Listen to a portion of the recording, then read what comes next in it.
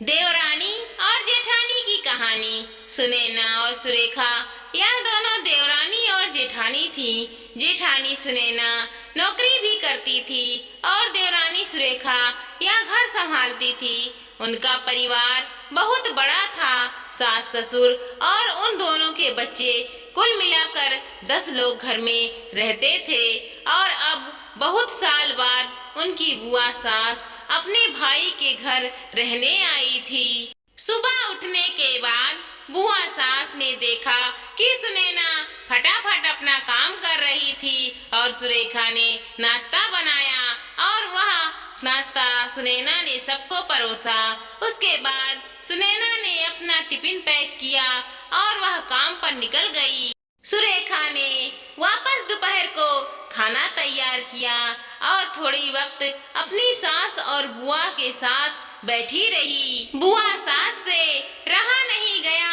उन्होंने सुरेखा को पूछा, छोटी बहू, तुम्हारी जिठानी तुम पर बहुत हुक्म चलाती है। सुबह से देख रही हूँ रसोई घर में अकेली ही काम करती रही हो और वह महारानी दिखावा करने के लिए नाश्ता परोस रही थी, जैसे कि उसी ने ही नाश्ता बनाया हो। यह सुनने के बाद सुरेखा ने बुआ सास की तरफ देखा और बोली, बुआ सास जी, ऐसा कुछ नहीं है। सुनैना दादी बहुत ही अच्छी है। बुआ सास बोली, तुम बहुत भोली हो सुरेखा।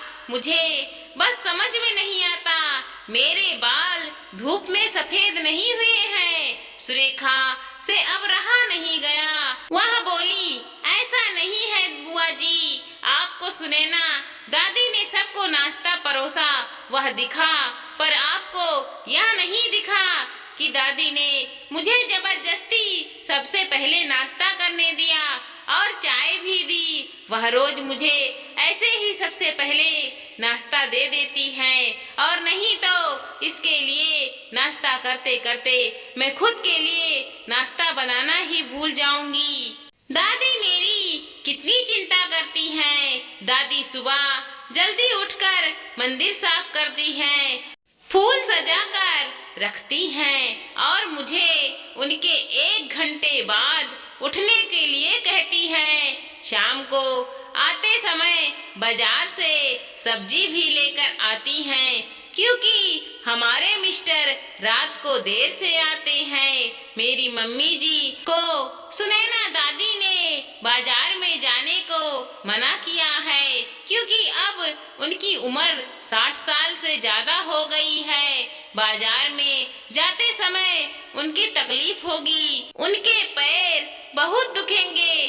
कभी उनको बाहर घूमने का मन हुआ तो सुनैना दादी छुट्टी लेकर उनको घुमाने ले जाती हैं। और हाँ बुआ जी, दादी जी रोज शाम को आने के बाद वह कितनी भी थकी हो तो भी मुझे खाना बनाने में मदद करती हैं। वह मेरी बड़ी जेठानी जरूर है, पर मुझे अपनी छोटी बहन ही समझती है और मैं भी उनको अपनी बड़ी बहन ही समझती हूँ। यह सुनकर बुआ सास एकदम से चुप हो गई। उनकी चुगली सुरेखा के आगे टिक नहीं पाई। शाम को सुनैना सब्जी की थैली सुरेखा के पास देते हुए बोली, सब्जी के साथ तुम्हारे मनपसंद लेखक की किताब भी उनमें है। यह सुनकर सुरेखा खुश हो गई।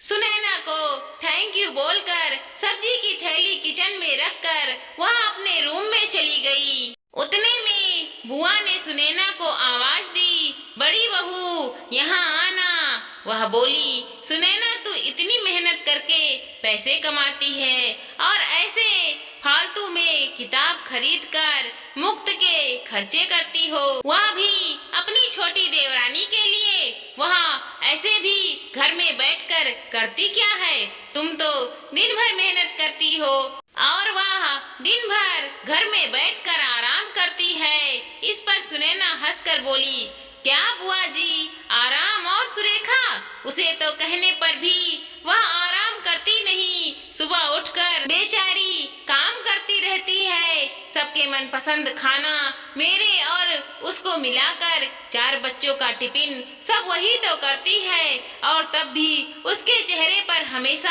आनंद दिखता है। सुबह की चाय पीने के लिए उसके पास वक्त नहीं रहता। दोपहर को जब बच्चे घर आते हैं तो उनका खाना, होमवर्क सब वही तो देखती है। इसीलिए मुझे बच्चों का टेंशन नहीं है और इसलिए ही मैं ऑफिस में मन लगाकर काम कर पाती हूँ। कुछ दिन पहले ही मुझे प्रमोशन मिला था। इसके अलावा मम्मी जी और पापा जी की दवाई कभी खत्म हो गई और कभी लाने की हुई तो वही ध्यान में रखती है। घर में कोई मेहमान आए तो उनकी मेहमान नवाजी भी वही करती है। बुआ जी, घर और बच्चे संभालना छोटी बात नहीं है। इतना सब कुछ सुनकर बुआ जी उनकी तो बोलती बंद हो गई। सुनैना कभी कोई शिकायत नहीं करती है, वह सब काम कर लेती है। वह सिर्फ पढ़ना पसंद करती है। फिर मैं मेरी छोटी बहन के लिए इतना नहीं कर सकती? मैं नहीं करूँगी तो फिर कौन करेगा? इतना बोलकर सुनैना अपने रूम में चली गई। यह सब बोलना सुनैना की सास पीछे खड़े होकर सुन रही थी। वह बुआ के पास गई और बोली, जीजी, ये दोनों देवरानी और जेठानी जरूर हैं, लेकिन उनका रिश्ता दो सगी बहनों से ज्यादा पक्का है।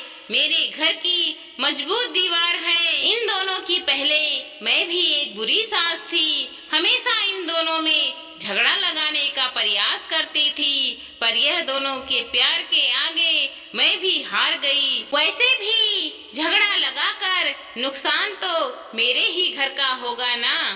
पर यह बात बुआ के समझ में नहीं आई। रुदन करते हुए कमरे से बाहर चली गई, क्योंकि उन दोनों में झगड़ा लगाने के लिए ही वह आई थी। पर सुनैना और सुरेखा, इनके जैसी दो समझदार देवरानी और जेठानी के बीच झगड़ा करवाना बहुत मुश्किल था।